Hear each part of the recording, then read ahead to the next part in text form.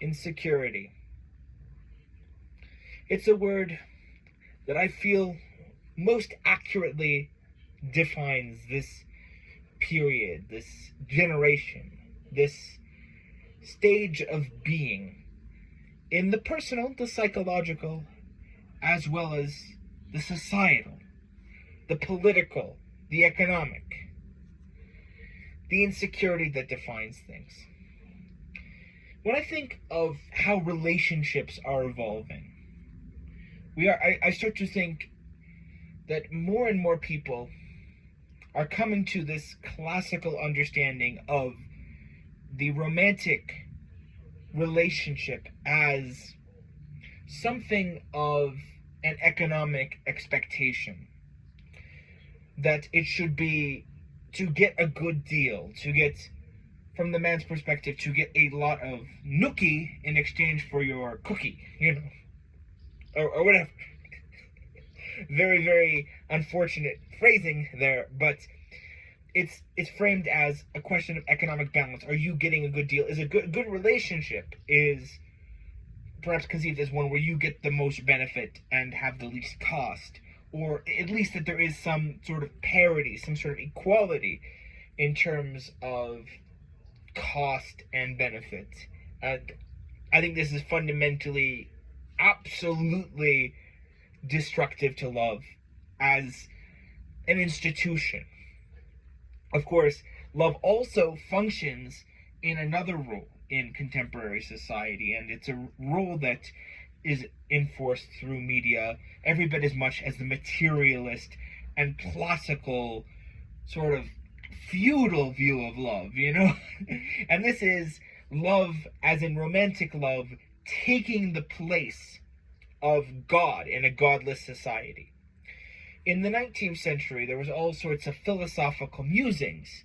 Nietzsche famously said, God is dead, and we have killed him. How will we live, we murderers of God?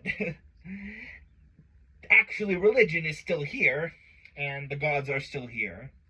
But it expresses something fundamentally changed about human society. That the religion that was presented as certain and dogmatic and authoritative and reliable is now, even among believers, a matter of insecurity and questioning, which actually can produce a sort of greater extremism, a sort of a greater commitment, because you are not certain you will receive your reward, so you will act either more rebelliously. If you are the rebellious sort of person, you are more offended by the fact that you don't know what you will receive, or more loyally and more, let's say, doggishly, or more bootlickingly, as you are not certain, as to the reward you will fundamentally receive. And this is Pavlovian, actually. This has been tested when an animal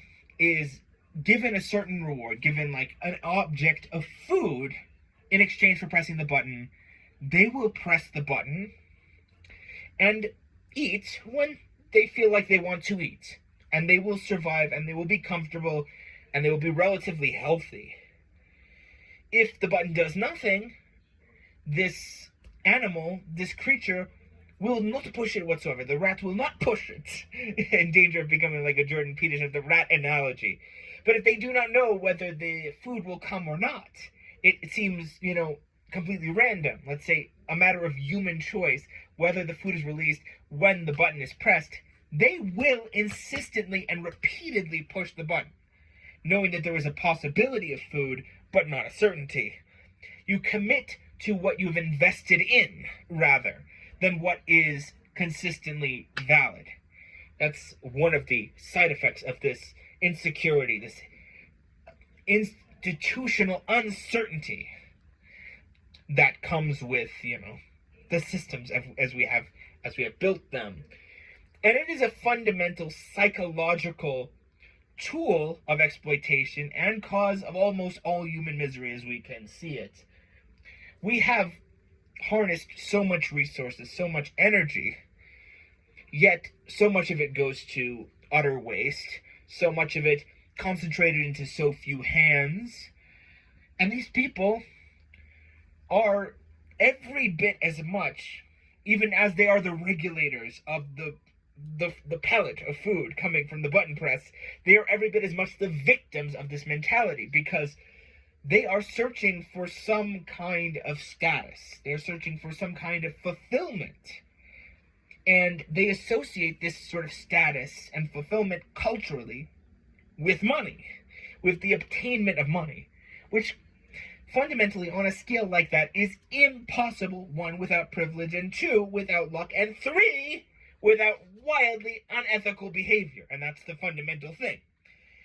They are self-sabotagingly pushing the button, even as it is electrocuting all the other rats, for the thought that somehow they will get this fulfillment of status that they believe can come only through wealth. And while status absolutely can come through wealth, it does not come from the hoarding of wealth, but the distribution of wealth. This is something that, of course, they recognize. The wealthy, almost as a question of obligation. The most greedy wealthy person you know has this obligation to perform generosity and to perform philanthropy. Even Donald Trump, who is perhaps the lowest form of the elite, I hope no one is particularly shocked or offended by me saying this, will still perform some degree of philanthropy, even if it's 0.1% what a person of his status would be socially expected to perform. This is how obvious that it is that generosity confers status. But I think, ironically, this kind of generosity as obligation, again, acts as this false reward, because the sincere generosity confers status. The fake generosity, the fake philanthropy that everyone knows of the rich person who steals $100 and then gives, $1 to the person they stole it from and then asks them to give them a blowjob. This out of touch philanthropy is more status destroying than any kind of actual sort of neutral existence, let's say. Yeah. I think in many senses, the best a lot of people hope for is to have this sort of neutral existence, to go through life without losing the status and comforts and path expected culturally. Let's say your culture says your expectation is you have a decent enough job that pays you enough to have a house, a car, a wife, and 2 kids. Put them through college, rinse and repeat. And this is something that I think is a basic fundamental desire of virtually everybody. Well, there's also this competing desire of excess and the social media of extravagant living. The idea that you live well, whether it is through possessions, which is actually much less. People don't really worry about this, but experiences. You have to live very big. There are these conflicting, of course, realities, and it is, of course, brought on by fundamental inequalities. People in impoverished, oppressed, and subject nations, the global south, as it were, desires very strongly to just have this basic normal life. The Iranian citizen does not have a lofty expectation of political revolution, really. They want a normal, ordinary life to be lived on the terms dictated by the expectations of culture and society. A small percentage of them will want to upend the social order, of course, for a better version of that, but the vast majority of them are perfectly content in any place where stability is sort of threatened, to just live normally. I got this complete experience, of course, living in or visiting in the West Bank. No one, I think the least radical anti-Zionists I've ever met are Palestinian people themselves, especially Palestinian people from an area under constant oppression and threat, because they understand that the system of oppression is so complete that the only meaningful rebellion against it is simply to exist normally. This, of course, disillusions, I think, many people outside who see the people who are the picture of the cause seemingly abandoning the cause, but this is not the case, of course. Resistance is cost, and people will ultimately prefer to have what costs less and provides more. And, of course, in almost all cases, for the vast majority of people, that is peace, that is stability, that is social organization along consistent lines. That's what most people want. That's why most Americans were appalled, of course, when Trump was elected, because even if the system was so obviously flawed, so obviously corrupt, no one really wants to change it to the extent that they are willing to sacrifice the possibility of things getting much worse. And of course, it's the certainty, of course, with Trump, of things getting very, very much worse in a way that's so fundamentally interconnected. Now, to give another theoretical model, very much of our society, and I think this is something that I'm very aware of as a classicist, as an antiquarian, is built on formal and informal structures of, let's say, patronage.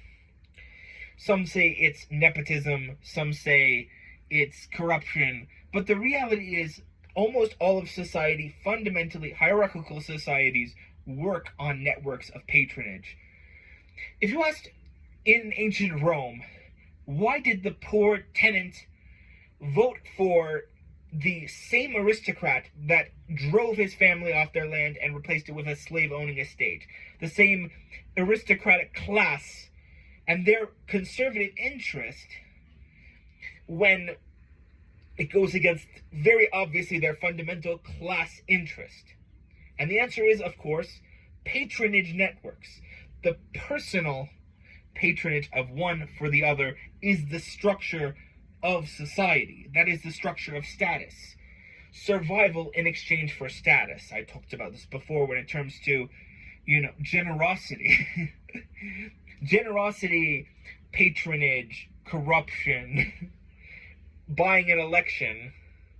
These are all words for different, it's the same fundamental human social organization in the way that it operates. You convey status on someone by being dependent on them, But of course this breaks down. Ultimately, status is not stable. And a collapse higher up in the hierarchy affects what comes down from it. And this does lead to a degradation of the moral existence. The moral existence that's fundamental for love. I was talking about love earlier. Because a family is fundamentally an economic engine, a fundamentally economic and social and hierarchical structure, as conceived in most traditional societies, of which the West, which is the dominant, let's say, societal model that has been imposed globally through imperialism, of course. But many other related societies. The Islamic society is hardly different than the Western one, except in some minutiae.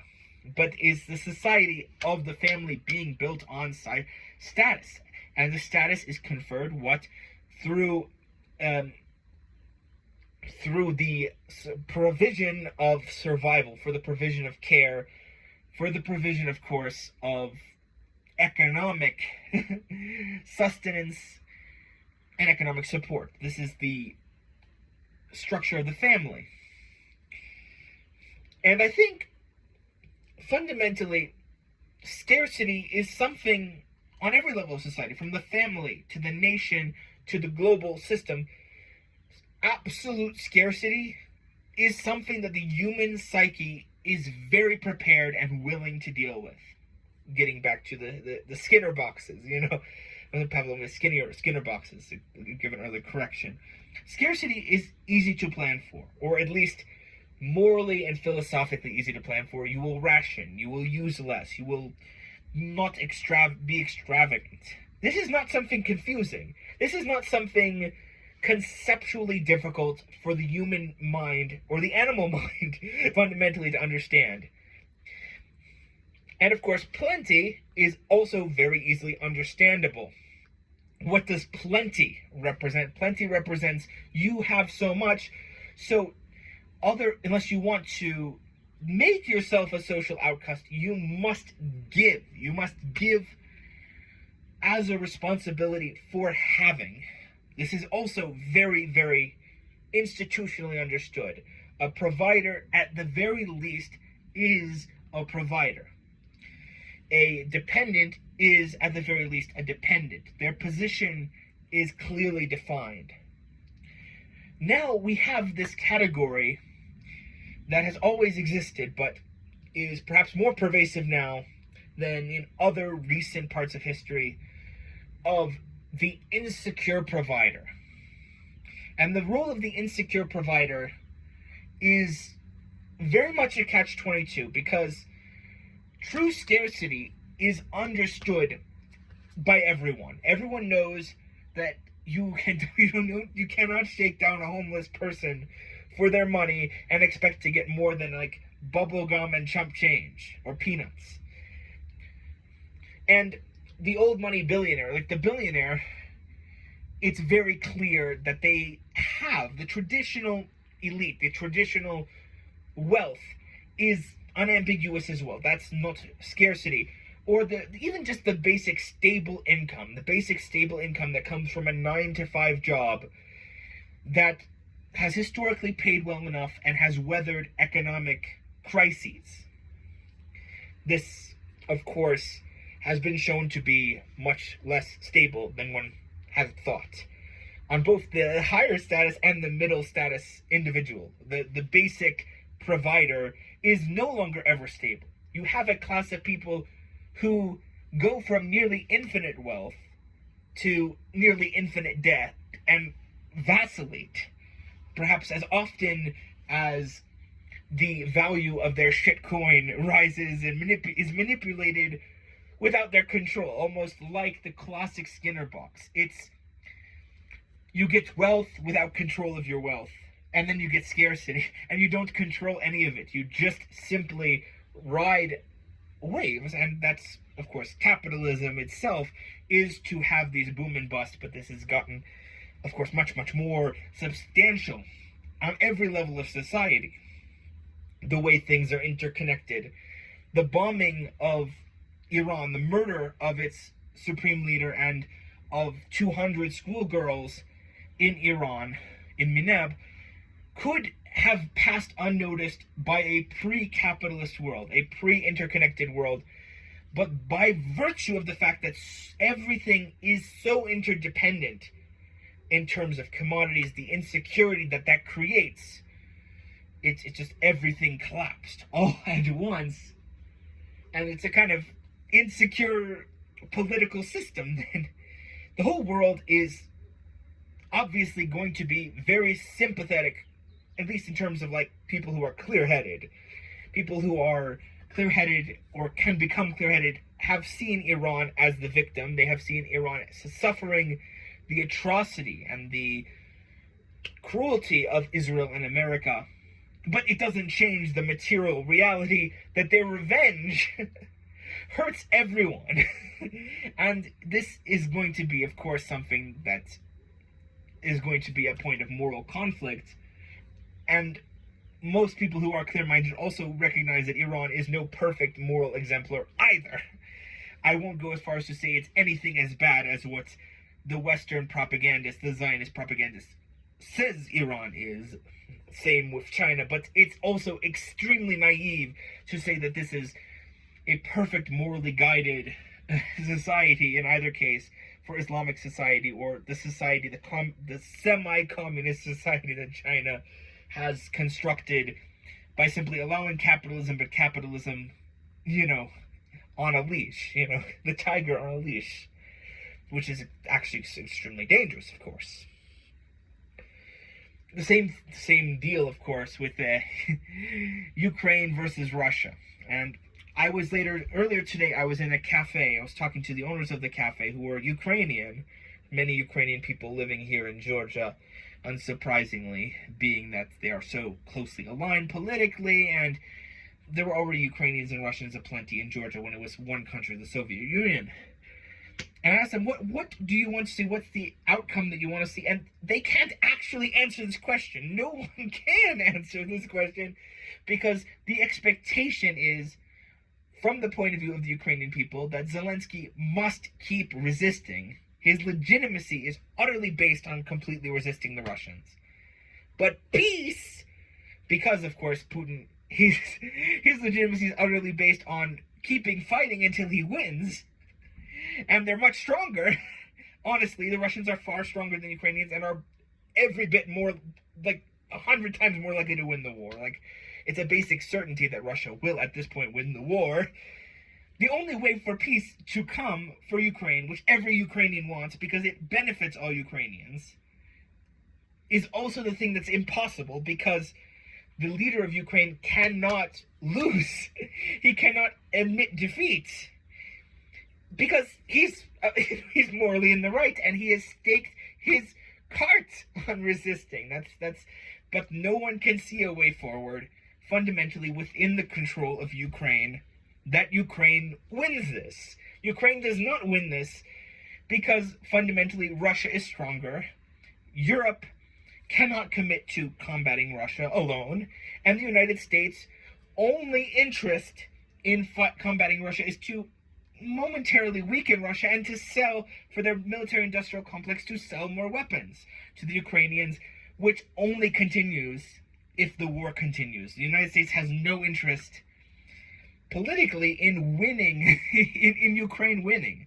They have a political interest in the war continuing, or in extracting more concessions from Ukraine, because it's something that Trump's strategy is, that we will control our area of Ukraine, Russia will control their area of Ukraine, and we will both exploit Ukraine. There will be no independence for Ukrainians by leaning into the West any more than there is leaning into Russia. So it's a catch-22. The same with Palestine, and that's the frustrating problem with Palestine, is for Palestinian people, is the only thing they can do to resist is to exist, to survive, to, as the Irish commentator said, the only resistance against the conqueror is the laughing of your children, you know? Because the strength of Israel is much more than Palestine, and the strength of the United States, which has consistently backed Israel, even against their own interest, has been so consistent. This is, of course, on class lines. And this is an insecure position, because what can you do? You have to resist, but at the same time, you can't resist. So you resist to not resist, and you do not resist to resist. It's an absolute shit show and a mess of everything all the time that comes from insecurity and having enough power to act, but not enough power for your act to mean anything positive for yourself and people you care about. And everyone is dealing with this, because fundamentally, practically everyone is absolutely either broke or can easily become broke just from one mishap. And there is no simple solution. You know, tell people who are unstable that the problem is you spend too much. But poor people don't spend too much. And in fact, sometimes people leave this lower class by pretending to be upper class through expressing status through material possessions and the status affirming, you know, sort of position of social media, that there is actually perhaps the only way out of poverty is living beyond your means. And but it's obviously a gamble. So, you know, probability is something that human beings struggle to cope with. Gambling was made an industry because dopamine cycles come from having rewards that are much smaller than the loss, but you still crave the reward. And of course, the loss that is smaller than the reward sticks in your craw. That's the issue. Like, a 97% chance of success somehow seems worse to so many people than a 3% chance of success and a 97% chance of failure. That's just the nature of our psychology, our animal nature, our place in history, and the way our societies have set up around those facts. And I'm not sure if I have a thesis or a way forward out of that, besides saying we ought to understand that. We ought to have compassion for our fellow insecure little apes we have here. No one's going to watch this. Maybe 120 people on TikTok, maybe 6 people on YouTube, since my old channel was assassinated by Israel. I still think it was worth it to get these ideas off my chest, these philosophical concepts, playing with history and philosophy and all this bullshit that I wasted my college fund on when I should have spent that money, going to a private college and hobnobbing with the upper crust so that they can exploit my genius for their wealth, and then I exploit their prestige for my wealth, and then we get into this. I married their daughter, they married my daughter, and it's like Julius Caesar and Pompey and Crassus, and it's all incestuous, and it's all fucked up, and, I don't even care anymore. My thoughts are worse than, stupidity. Genius is more insane than stupidity. So, with all this Manichaean dilemma, like the rejection of Manichaeanism, whatever. Nothing is certain, besides everything is uncertain. And that's a horrible message, and you suck, and you're great, and I don't care, and I care too much, and the beautiful mountains of Georgia.